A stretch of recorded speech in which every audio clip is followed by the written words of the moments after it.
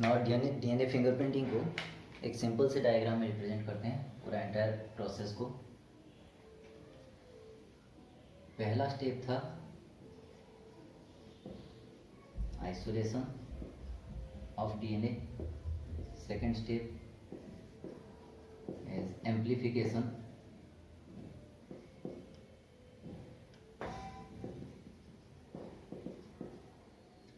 third step was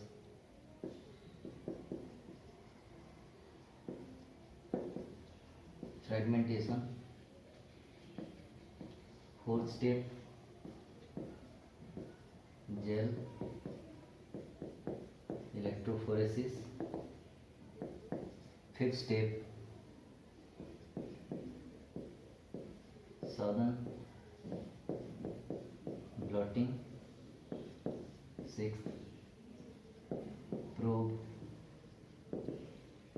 hybridization, and seventh auto radiography। तो ये 7 step हैं। Beginning with the first step isolation. किसी crime spot पे जो सैंपल मिला है उस सैंपल से हमने एक सेल कलेक्ट किया,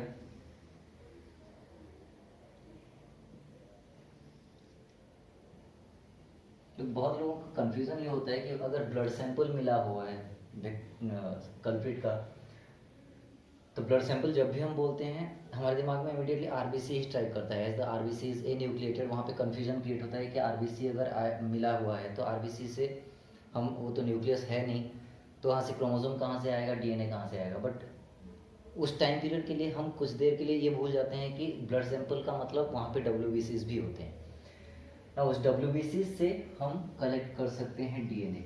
अब दिस इज द सेल, इसके अंदर क्रोमोसोम है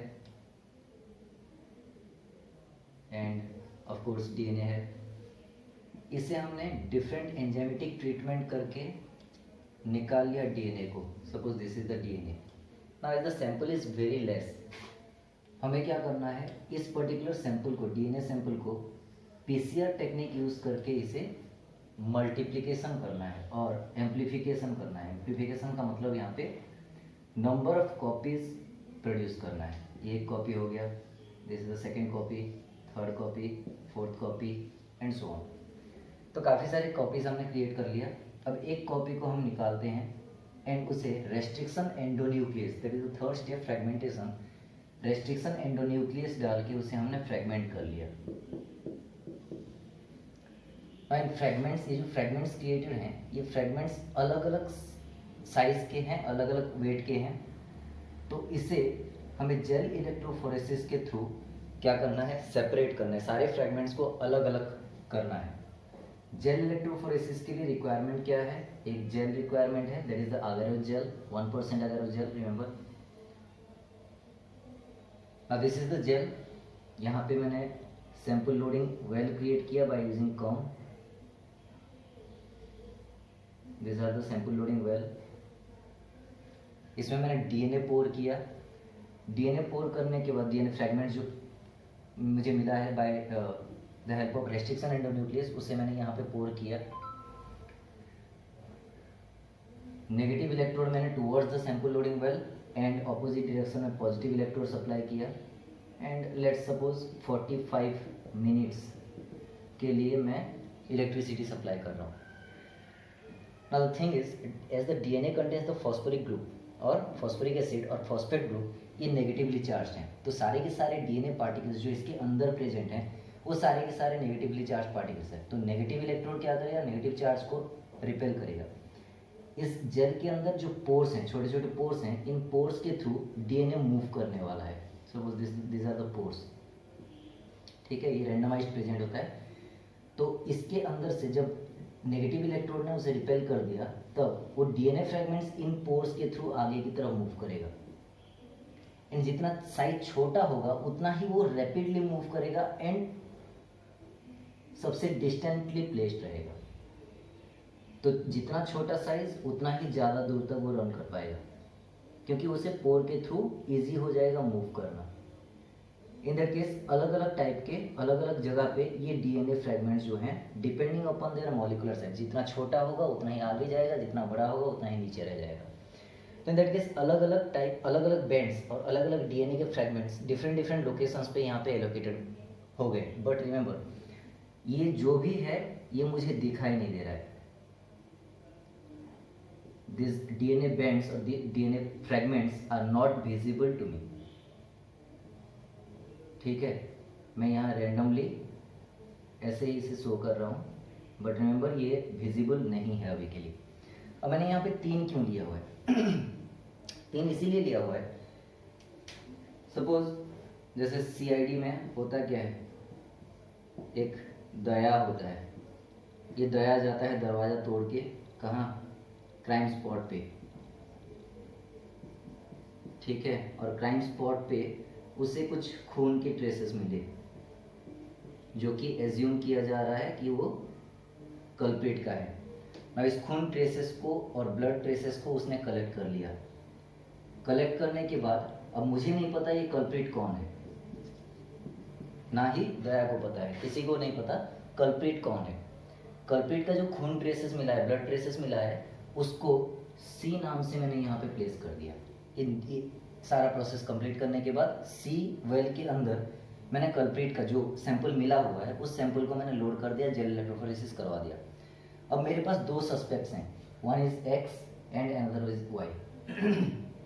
एक्स का भी सेम प्रोसेस, एक्स को बुलाया जाएगा पुलिस स्टेशन, वहाँ पे डीएनए सैंपल कलेक्ट किया जाएगा, उसे फॉरेंसिक लैब भेजा जाएगा, वो फॉरेंसिक लैब में ये सारा प्रोसेस रिपीट होगा।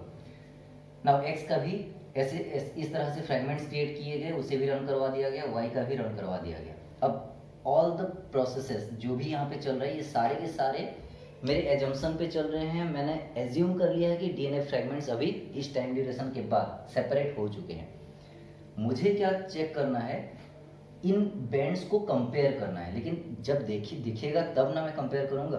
तो यहाँ पे क्या हो रहा है, मुझे जो इनविजिबल डीएनए बैंड्स हैं उनको किसी तरह से विजुअलाइज करवाना है। This is the prime target. And एक बार विजुअलाइज हो गया, मतलब यहाँ पे बैंड्स हैं, डीएनए प्रेजेंट है, ये अगर मुझे पता चल गया तो मैं कंपेयर कर सकता हूँ कल्प्रिट सी वाला जो ट्रेसेस मिला था, जो क्राइम स्पॉट से मिला था, वो एक्स का है या वाई का है, मैं वो कंपेयर कर सकता हूँ। This the overall target. But the biggest problem is the gel is very delicate, तो इसे हैंडल करना, throughout the process handle करना थोड़ा डिफिकल्ट होता है। इसीलिए हम क्या करते हैं, नेक्स्ट स्टेप में जाते हैं, that is the step number 5 which is known as Southern blotting. Southern blotting में हमने क्या किया था, प्रीवियस वीडियो में मैंने बताया था। साउदर्न ब्लॉटिंग में मैंने एक वेसल लिया, उसके अंदर मैंने बफर सॉल्यूशन डाल दिया।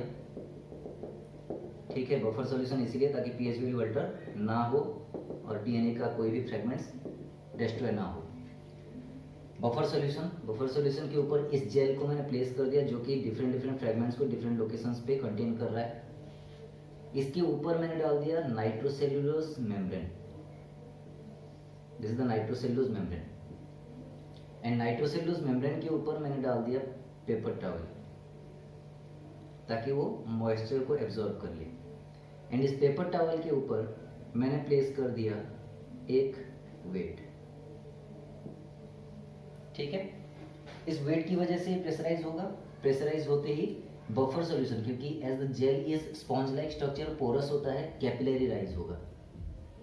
और इस कैपिलरी राइज की वजह से जो पोर्स के अंदर डीएनए फ्रेगमेंट्स हैं वो सारे के सारे पुश होते होते ऊपर की तरफ मूव करेंगे। ठीक है, now the DNA fragments are being pushed by the buffer solution which is creating capillary rise, और कैपिलरी फोर्स की वजह से वो क्या होगा, ऊपर की तरफ मूव करेगा। ऊपर क्या है, ऊपर है nitrocellulose membrane. This is the nitrocellulose membrane. This one is buffer, this is gel containing DNA, and as usual this one is paper towel and this is weight. तो जैसे जैसे ऊपर की तरफ कैपिलराइज होता जाएगा वो अपने साथ, वो बफर सॉल्यूशन अपने साथ डीएनए को भी ऊपर की तरफ पुश करता जाएगा। And finally as the nitrocellulose membrane is positively charge, जो डीएनए फ्रैगमेंट जो नेगेटिवली चार्ज है वो जाके वहाँ पे अटैच हो जाएंगे। Suppose this is the DNA fragment, ये जाके यहाँ पे अटैच हो गया, ये डीएनए फ्रैगमेंट ये बफर सोल्यूशन से पुश होते होते यहाँ पे जाके अटैच हो गया, and this is the nitrocellulose membrane. तो एग्जैक्ट लोकेशन पे ये जाके इस तरह से डिफरेंट डिफरेंट लोकेशंस पे चिपक जाएगा। अटैचमेंट के बाद next nitrocellulose membrane is easy to handle because it is strong enough. तो नेक्स्ट स्टेप क्या होगा, ये सारा प्रोसेस कंप्लीट होने के बाद this entire technique that is transformation of DNA from the gel to the nitrocellulose membrane is known as what, Southern protein. अब ये नेक्स्ट स्टेप में हम क्या करने वाले हैं, उस मेम्ब्रेन का जो डीएनए फ्रैगमेंट्स हैं उनको मैं रेडियो लेबल्ड करने की कोशिश करता हूँ। रेडियो लेबल्ड कैसे कर सकता हूँ, because DNA are already present here, ठीक है, DNA are already present here like this. जो इस पैटर्न में था वही इस पैटर्न में छप गया है, पूरा एग्जैक्ट कॉपी। तो कुछ इस तरह से प्रेजेंट है। इन्हें मुझे बस विजुअलाइज करना है, और विजुअलाइज मैं कैसे कर सकता हूँ, by using radio active probe. ना रेडियो एक्टिव प्रोब क्या होता है, जैसे suppose AT this is the satellite DNA and this satellite DNA is enclosed by GATC sequence, ठीक है। अब ये GATC कर देते हैं। GATC जो TCC जो सीक्वेंस है, इसके लिए जो रेस्ट्रिक्शन एंडोन्यूक्लियस काम कर रहा था, सपोज AGATTC करते हैं, उस रेस्ट्रिक्शन एंडोन्यूक्लियस का काम है, लेट्स सपोज वो A एंड G के बीच क्लीव कर रहा है, तो A एंड G के बीच जब वो कट करेगा, ये A वाला सेगमेंट सेपरेट हो गया, बाकी बचा GATCC AT जो भी सैटेलाइट डीएनए है। Now the beginning of this particular satellite segment is this one, GATCC this is the beginning of the segment. अब ये सेगमेंट क्योंकि मैंने जो रेस्ट्रिक्शन एंडोन्यूक्लियस लिया हुआ है, वो रेस्ट्रिक्शन एंडोन्यूक्लियस कहाँ पे, उसका रेस्ट्रिक्शन साइट कौन सा है, कहाँ पे क्लीव करता है, वो मुझे पता है। जैसे अगर इको R1 का मैं एग्जांपल दूं, इको R1 का मुझे पता है इसका जो क्लीवेज साइट होता है GATTC, वहाँ पे this site is fixed for this particular enzyme, ठीक है। और वहाँ पे मैं क्या, मुझे क्या पहले से क्या मालूम है, G एंड A के बीच का बॉन्ड वो ब्रेक करता है। तो अगर यहाँ से ऑनवर्ड्स ये वाला जो प्रीवियस जो भी सेगमेंट था वो अगर रिमूव हो गया, तो रिपीटेटिव सीक्वेंस अगर AT है, तो initial part of this after cleaving with the help of molecular scissor eco R1, जब ये रिमूव हो गया, ये सेगमेंट जब रिमूव हो गया, तब beginning of that particular segment is AATCAT, this is the beginning of the segment, और ये मुझे पहले से पता है। तो मैं क्या कर सकता हूँ, इसके लिए एक स्टैंडर्ड प्रोब डिजाइन कर सकता हूँ जो कि इसके साथ कॉम्प्लीमेंट्री होगा, that will begin with TTAAGTA, ठीक है। इस टाइप का एक VNTR प्रोब मैं डिजाइन कर सकता हूँ। तो यहाँ पे जो एग्जांपल हम ले रहे थे, उस एग्जांपल में भी GATCCAT, इसके लिए ये सीक्वेंस मुझे पता है। अब ये सीक्वेंस अगर पता है तो मुझे ये भी पता है कि इसके लिए कॉम्प्लीमेंट्री VNTR प्रोब कैसे डिजाइन करना है। मैं क्या करूँगा, C with radioactive phosphorus, T with radioactive phosphorus, A with radioactive phosphorus, G T A, इस तरह से एक प्रोब मैंने डिजाइन कर लिया है, इस स्टैंडर्ड प्रोब। क्योंकि जितने भी हम पहले से बात कर चुके हैं कि अगर ये X इंडिविजुअल का DNA है, ये Y इंडिविजुअल का DNA है, satellite DNA is present here, satellite DNA is present here, then may be the satellite part, ये जो रिपीटेटिव पार्ट है, ये रिपीटेटिव पार्ट में भी वेरिएबल, वो हो सकता है यहाँ पे 10 बार रिपीट हुआ है, यहाँ पे 2 बार रिपीट हुआ है, बट इसको जो एनक्लोज कर रहा है, जो सराउंडिंग रीजन, जो दोनों तरफ जो रीजन है, जो पार्ट है, दिस इज कांस्टेंट। ये वाला पोर्शन, ये वाला पोर्शन, ये वाला पोर्शन कांस्टेंट है, ठीक है। एंड मैंने क्लीव कहाँ पे किया हुआ है, यहाँ पे क्लीव किया हुआ है, यहाँ पे क्लीव किया हुआ है, यहाँ पे क्लीव किया हुआ है, यहाँ पे क्लीव किया हुआ है। तो ये जो सीक्वेंस है, ये वाला जो सीक्वेंस है, ये सीक्वेंस इसके साथ मैच करेगा, because this regions are constant. अगर ये G एंड A के बीच क्लीव कर रहा है, तो ये जो शुरू होगा वो A से ही शुरू होगा, ये जो शुरू होगा ये भी A से शुरू होगा। दैट मीन्स इसके लिए जो VNTR प्रोब है, इसके लिए वही VNTR प्रोब है। तो हर किसी के केस में वही VNTR प्रोब हम यूज कर सकते हैं, ठीक है। तो इन दैट केस मैंने एक स्टैंडर्ड प्रोब, मेरे एग्जांपल के अकॉर्डिंग मैंने एक स्टैंडर्ड प्रोब डिजाइन कर लिया CTAGGTA, और ये रेडियो एक्टिव आइसोटोप से बने हुए हैं। किसके radio active isotope? That is P32। ठीक है, अब मुझे क्या करना है, सिंपली इस विएंटियर प्रोब को मुझे इन सारे के सारे फ्रेगमेंट्स, क्योंकि हर किसी फ्रेगमेंट का जो इनिशियल जो पार्ट है that is this one and that is complementary to this particular विएंटियर प्रोब। तो वहां पे क्या होगा, ये जितना भी प्रोब मैं डालूंगा उतने प्रोब जाके इसके साथ हाइब्रिडाइज हो जाएंगे, हर एक सिंगल स्ट्रैंडेड डीएनए के साथ जाके हाइब्रिडाइज हो जाएंगे। This are the hybridized DNA, और ये हाइब्रिडाइजेशन किसके साथ हो रहा है?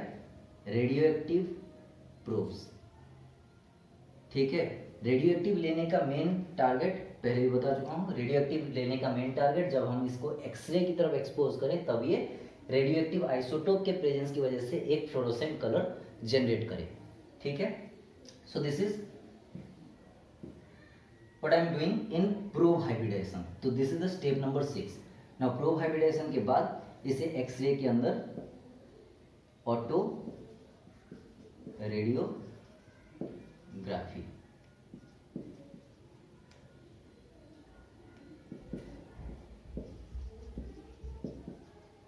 ठीक है। अब ऑटो रेडियोग्राफी में सारे के सारे कुछ बैंड्स क्रिएट करेंगे और उन बैंड्स को मुझे कंपेयर करना है, कौन सा किसका था। According to our example this was for C, that is culprit, जो कि सैंपल कलेक्ट किया हुआ था, एंड ये एक्स पहला सस्पेक्ट, वाई दूसरा सस्पेक्ट। नाउ ये एंटायर प्रोसेस को बैंड्स कैसे क्रिएट होता है, यहाँ पे जो इसे जब हम एक्सरे के अंदर विजुअलाइज करेंगे तब ये कुछ इस तरह का कलर जनरेट करेगा, एक rectangular, multiple number of rectangular colour generate करता है इस तरह से। ये हो गया तीसरा वाला, fourth one, fifth one, sixth one, and ये लाइट ऑरेंज कलर हो सकता है या फिर लाइट पिंक कलर हो सकता है। ठीक है, ये पहले वाले इंडिविजुअल का हो गया। दूसरे वाले इंडिविजुअल का दूसरा वाला जो लेयर है, एक्स वाला लेयर, उसमें इस टाइप का पेंट्स आएंगे।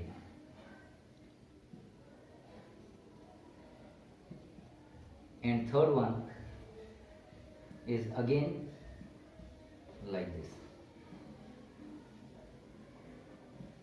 And this type of appearance, ये जो अपीयरेंस में यहां पे शो कर रहा हूं, these are known as bands, इन्हें कहा जाता है डीएनए बैंड्स। ठीक है, और ये सारे के सारे कहाँ पे प्रेजेंट है? नाइट्रोसेलुलोज मेम्ब्रेन के ऊपर प्रेजेंट है। Now by looking at the appearance of this band patterns I can compare the C, X and Y. ठीक है, अब सी एक्स के साथ यहाँ पे 6 बैंड्स हैं, यहाँ पे 5 बैंड्स हैं, तो किसी भी कंडीशन में सी एंड एक्स का डीएनए जो है सिमिलर नहीं है। एक्स एंड वाई ये दोनों भी वेरी कर रहे हैं, तो एक्स एंड वाई अलग अलग पर्सन है तो ऑब्वियसली वेरी करेंगे ही करेंगे, बट सी एंड वाई जब मैं देखता हूँ तब ये दोनों के दोनों ऑलमोस्ट सिमिलर आते हैं। तो इन दैट केस मैं ये कंक्लूजन ड्रॉ कर सकता हूँ कि अकॉर्डिंग टू आवर एक्सपेरिमेंट और according to our explanation C is equal to Y. This is the final conclusion.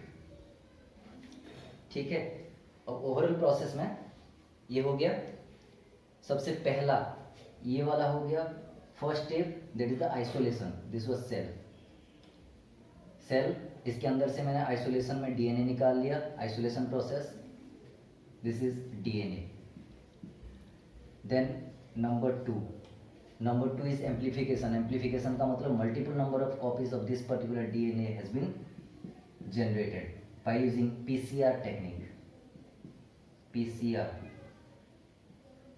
ठीक है, नाउ पीसीआर टेक्निक में एम्पलीफाई करने के बाद step number 3 that is fragmentation. Fragmentation is done bye restriction endonuclease. Fragments generate हो गए, these are the DNA fragments.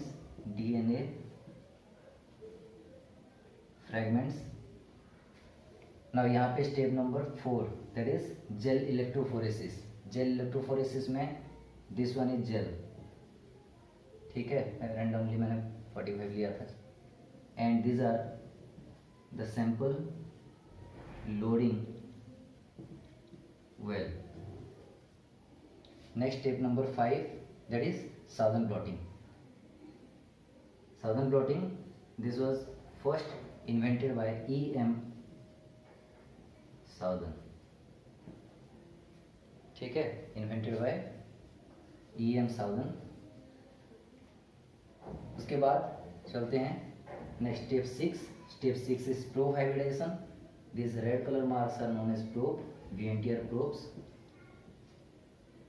ठीक है, and finally auto radiography, that is the step number 7, and using X-ray.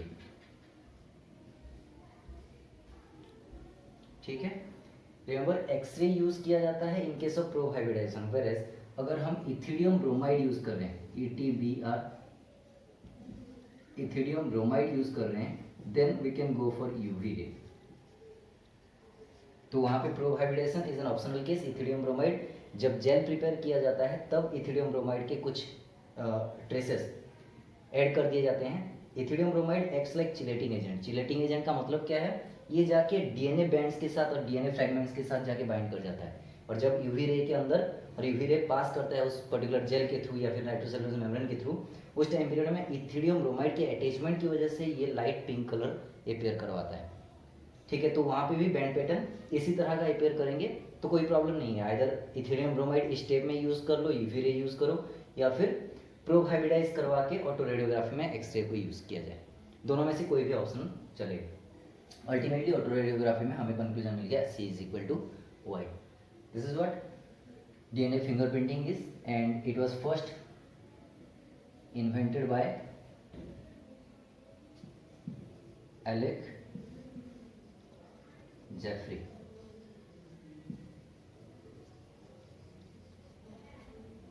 ठीक है, so this particular process is known as DNA finger printing or DNA profiling.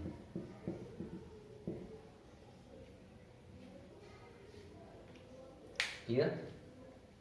Again repeat कर देता हूँ। Cell को HDS sodium डोडिसेल sulphate से जब हम treat करते हैं, डिटर्जेंट होता है, डिटर्जेंट ट्रीटमेंट भी कहा जाता है उसे, जब उससे ट्रीट करते हैं तो ये प्लाज्मा मेम्ब्रेन ब्रेक हो जाता है, प्रोटोप्लाज्म ब्रेक हो जाएगा। उसके बाद न्यूक्लियर मेम्ब्रेन हमें एंजाइम ट्रीटमेंट करके ब्रेक करना पड़ेगा। उसके बाद RNAs यूज़ करके हम RNA को ब्रेक कर सकते हैं, न्यूक्लियर प्लाज्म को ब्रेक करना पड़ेगा, एंड अल्टीमेटली हमें मिलेगा DNA, प्यूरिफाइड DNA। अब प्यूरिफाइड DNA को एक्सट्रैक्ट हमने कर लिया, that process is known as isolation. DNA extraction के बाद नेक्स्ट उसे हम करेंगे amplification. Amplification is done by PCR। Remember PCR simply follows the same rule as the replication, but ये आर्टिफिशियली मशीन के थ्रू होता है। तो यहाँ पे multiple number of copies DNA के एग्जैक्ट कॉपीज बन जाते हैं, उसमें से एक कॉपी को बाकी सारे को रख दिया जाता है फ्यूचर यूज़ के लिए या फिर फर्दर एक्सपेरिमेंट कंडक्ट करने के लिए, एंड एक कॉपी को निकाला जाता है। उस कॉपी को रेस्ट्रिक्शन एंडोन्यूक्लियस से ब्रेक किया जाता है, डिफरेंट फ्रैगमेंट्स प्रोड्यूस हो जाएगा, एंड रेस्ट्रिक्शन एंडोन्यूक्लियस जो होता है वो SSR that is simple sequence repeats और ISSR के बेसिस पे डिटरमाइन किया जाता है। रेस्ट्रिक्शन एंडोन्यूक्लियस को हमने यूज़ कर लिया, यूज़ करने के बाद ये फ्रैगमेंट्स डिफरेंट साइज के फ्रैगमेंट्स में कन्वर्ट हो गया। ये कन्वर्सन के बाद डिफरेंट फ्रैगमेंट्स को हम क्या कर रहे हैं, depending upon their molecular size and molecular weight, हम उसे एक जेल के थ्रू, अगारोस जेल के थ्रू,